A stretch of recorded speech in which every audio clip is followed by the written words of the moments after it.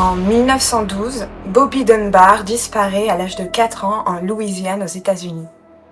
Bobby se trouvait avec ses parents et ses frères et sœurs au moment où il a disparu au bord d'un lac.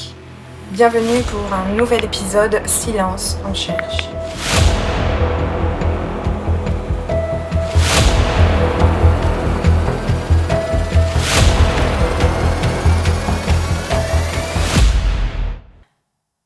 Après la disparition de Bobby Dunbar en 1912, d'importantes recherches ont été mises en place pour le retrouver. Les efforts de recherche ont impliqué les autorités locales, la communauté locale et des volontaires extérieurs pour essayer de retrouver le jeune garçon. Voyons quelles recherches ont été entreprises. Étant donné que Bobby Dunbar a été vu pour la dernière fois au bord d'un lac, il y a des policiers et des plongeurs qui ont sillonné le lac afin d'essayer de le retrouver et de retrouver une quelconque trace. Les bénévoles ont fait ce qu'on appelle une battue pour essayer de retrouver une information quelconque, un vêtement, une trace de pas, un objet qui a pu appartenir à Bobby pour avoir une trace de où il peut se trouver. En même temps que ces investigations, des avis de recherche ont été publiés dans les journaux pour avoir le maximum d'informations si jamais quelqu'un le voit quelque part pour appeler les autorités compétentes pour justement relayer l'information en sachant que les premières heures sont cruciales dans ce genre d'affaires. Donc que ce soit les habitants ou les policiers, ils ont vraiment travaillé ensemble. Les policiers ont interrogé énormément de potentiels témoins, des personnes aux alentours, et ont aidé donc les bénévoles à sillonner tous les lacs, toutes les rivières, tous les endroits où le jeune garçon aurait pu tomber, se noyer.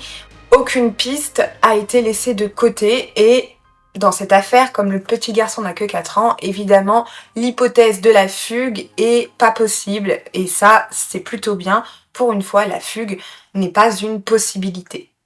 Les recherches pour retrouver Bobby Dunbar ont duré plus de 8 mois. Mais on retrouvera le jeune garçon dans une gare. Le petit garçon se trouvait avec un homme qui s'appelle William Walters, donc près de la ville du Mississippi. Les policiers ont été avertis que Bobby Dunbar avait été vu donc avec William Walters et ont appréhendé William et ont récupéré donc forcément Bobby pour le rendre à ses parents.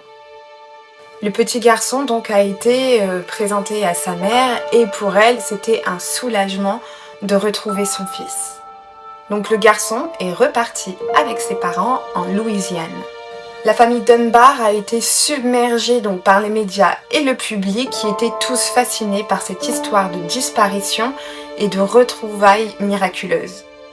Cependant, quelques mois plus tard, une femme se nommant Julia Anderson prétend que l'enfant qui a été identifié comme Bobby Dunbar est en réalité son fils.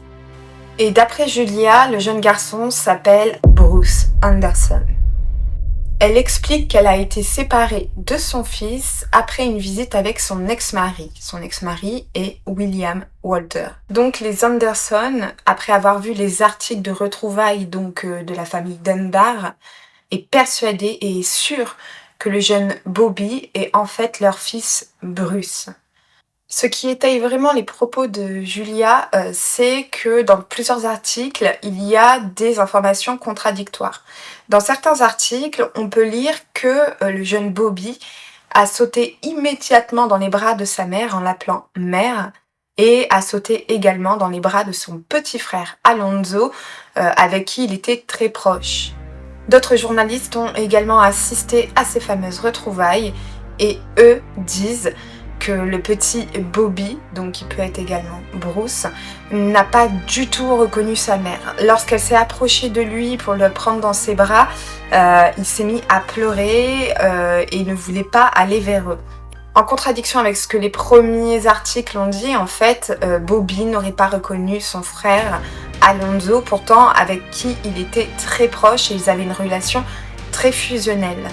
En plus, il a été écrit également que Leslie, donc la mère de Bobby, sur le moment n'a pas vraiment reconnu son fils et elle a eu un mouvement de recul, mais quand les policiers lui ont dit qu'ils avaient retrouvé donc son enfant disparu, elle était sûre que c'était lui et lorsqu'elle l'a vu, même si elle a eu une petite réticence au départ, elle a quand même dit que c'était son enfant chéri qui était enfin de retour à la maison. Mais Julia Anderson, qui sait que cet enfant est son fils, qui est persuadé que c'est son fils qu'on lui a enlevé alors qu'il se trouvait avec son père dans une gare, va mettre en place des recherches et va demander un procès pour récupérer la garde de son enfant. Malheureusement, je ne dispose pas du procès verbal de l'affaire, mais il y a quand même quelques éléments que j'ai pu retrouver et donc je vais vous en parler.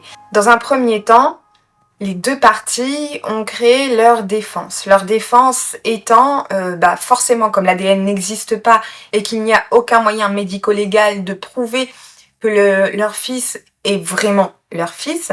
Donc il y a la famille Anderson et la famille Dunbar qui vont s'affronter au tribunal devant un juge pour avoir la garde définitive de leur enfant. Lors de ce procès, dans un premier temps, on va analyser les particularités physiques, donc des photos qu'on a de Bruce et les photos qu'on a de Bobby. On va essayer de voir, selon les photos qui ont été prises avant le retour, quelles sont les particularités physiques qui sont le plus ressemblants. Donc ça, c'est la première chose qui va être faite. Et Leslie va dire que lorsque elle a donné le bain le soir même à son fils, elle était persuadée que c'était lui parce qu'il avait des taches de naissance qui correspondaient à son enfant et des cicatrices qui étaient exactement au même endroit que sur son fils, c'est-à-dire ses genoux. Mais qu'on se le dise, tous les petits garçons et toutes les petites filles sont déjà tombés sur les genoux et qui n'a pas de cicatrices aux genoux? Je pense que vous êtes une minorité, tout le monde a des traces sur les genoux parce qu'on s'est tous pété la gueule au moins une fois dans sa vie étant enfant.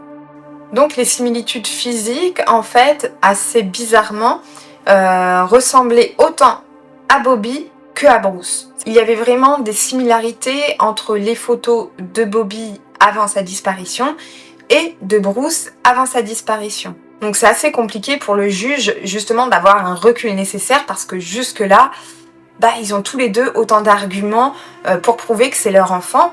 Donc ils vont faire appel à la famille, aux souvenirs du petit garçon et aussi au voisinage et à tout ce qui pourrait valider le fait que le petit garçon est soit Bobby, soit Bruce.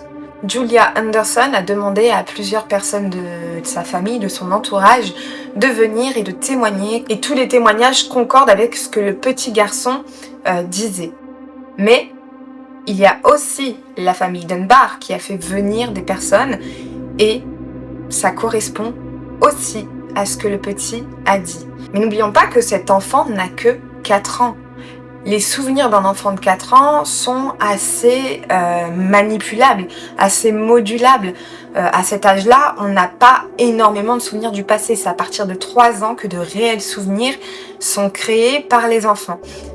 Comment voulez-vous qu'à 4 ans, ce petit garçon qui est entre la personne avec qui il vit depuis plusieurs mois, donc Leslie, et la maman présumée, donc qui est Julia, comment voulez-vous que ce garçon puisse dire un tel est ma mère ou un tel est ma mère? Le petit garçon a raconté pas mal de ses souvenirs, mais bizarrement dans son témoignage, il ne parle pas du lac. Il en parle, mais pas comme si c'était un souvenir personnel, c'est comme si c'était un souvenir qu'on lui avait raconté.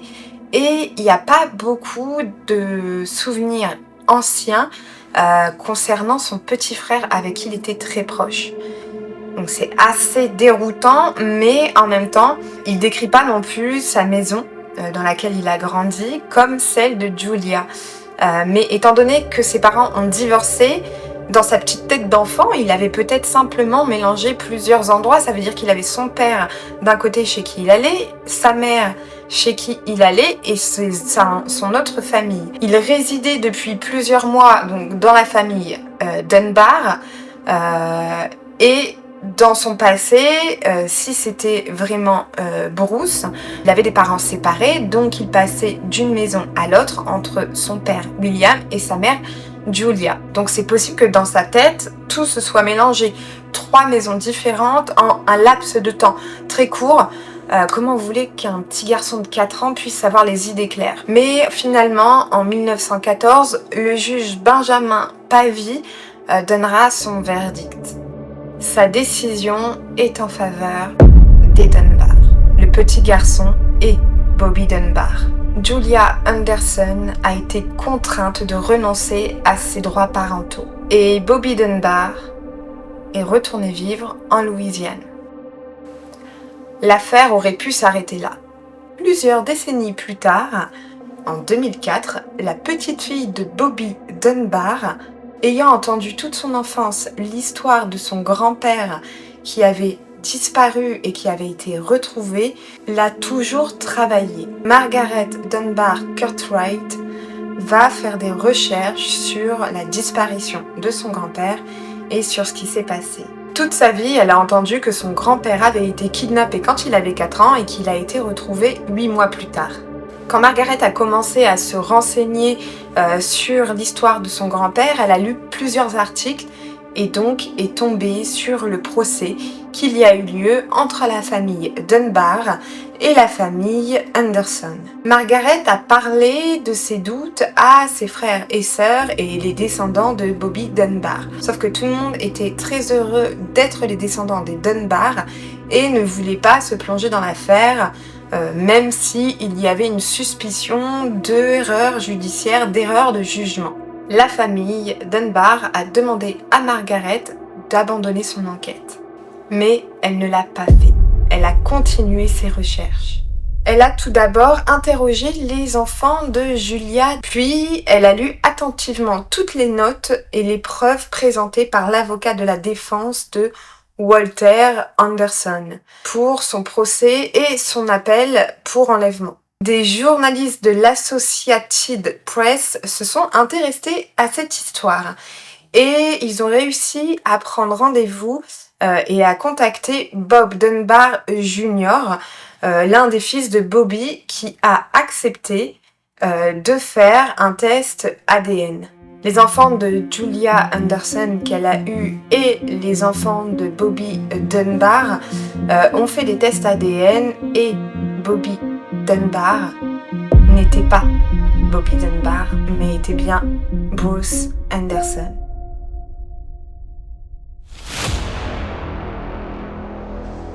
Donc aujourd'hui, personne ne sait ce qui est arrivé à Bobby Dunbar. Plusieurs personnes se disent qu'il a soit disparu dans la forêt, il s'est aventuré, il n'a jamais été retrouvé.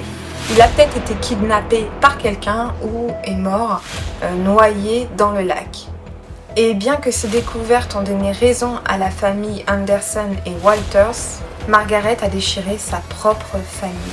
Pour conclure cette histoire, je vous recommande un film qui a été fait, mais qui, cette fois-ci, c'est le sens inverse qui se passe. C'est le film L'échange, où l'actrice principale est Angelina Jolie. Merci d'avoir regardé cette vidéo. N'oubliez pas de liker, de vous abonner, de partager. Je vous dis à la semaine prochaine pour une nouvelle vidéo. Et êtes-vous sûr de savoir qui vous êtes ?